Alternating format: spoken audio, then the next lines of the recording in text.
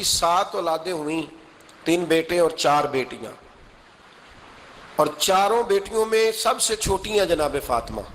نبی پاک کی 4 بیٹیاں ہیں، 4 بیٹیاں حضور کی، چونکہ پہلی 3 بڑی تھیں، جلدی شادیاں ہو گئیں، اپنے گھروں کو چلی گئیں، جناب فاطمہ سب سے چھوٹی تھی، زیادہ وقت نبی پاک کے ساتھ رہیں، اور پھر شادی کے بعد بھی حضور کے بالکل قریب رہیں، اور پھر رسول پاک نے اپنی نسل کا چلنا بھی جناب فاطمہ سے بیان کیا کہ انہی سے میری اولاد چلے گی، اس لیے ان کا تذکرہ زیادہ ہے۔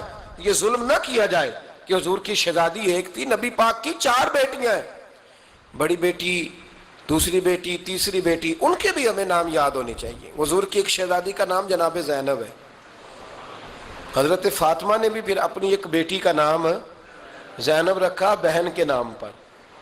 حضرت نبی کریم علیہ السلام کی ایک صاحبزادی کا نام رقیہ ہے، حضرت فاطمہ نے بھی اپنی ایک بیٹی کا نام رقیہ رکھا اپنی بہن کے نام پر۔ حضرت فاطمہ کی ایک بہن کا نام ام کلثوم ہے، حضور کی ایک بیٹی کا نام ام کلثوم ہے، تو جناب فاطمہ نے بھی اپنی ایک بیٹی کا نام ام کلثوم رکھا۔ حضرت فاطمہ کی بھی 6 اولادیں با اختلاف روایات بیان کی گئی ہیں، 3 بیٹے تھے اور 3 بیٹیاں تھیں۔ 3 بیٹے تھے، امام حسن، امام حسین اور امام محسن۔ امام محسن کا جلدی انتقال ہو گیا چھوٹی عمر میں، اس لیے زیادہ تذکرہ نہیں۔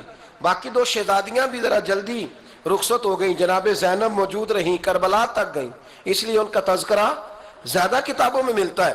حضرت فاطمہ سب سے چھوٹی تھی، نبی پاک کے ساتھ وقت گزارا، قرآن مجید نے اس گھر کی محبت ہم پر فرض قرار دے دی۔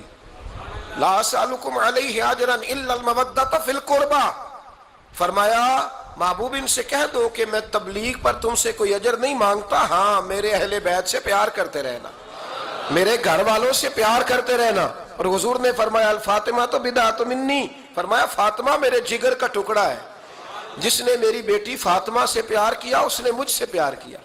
اور یہ بخاری مسلم ہے، مشکات ہے، فرمایا جس نے میری بیٹی سے بغض رکھا اس نے مجھ سے بغض رکھا۔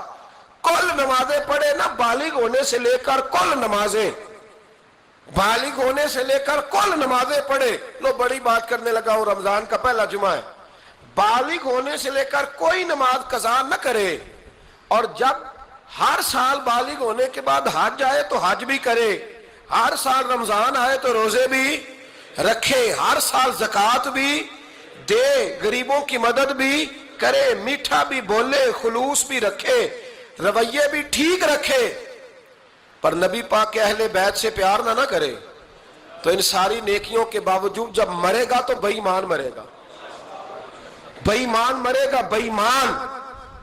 اور اگر اہل بیت نبوت کے ایمان پر مرے گا تو من مات علی حب آل محمدن مات شہیدا۔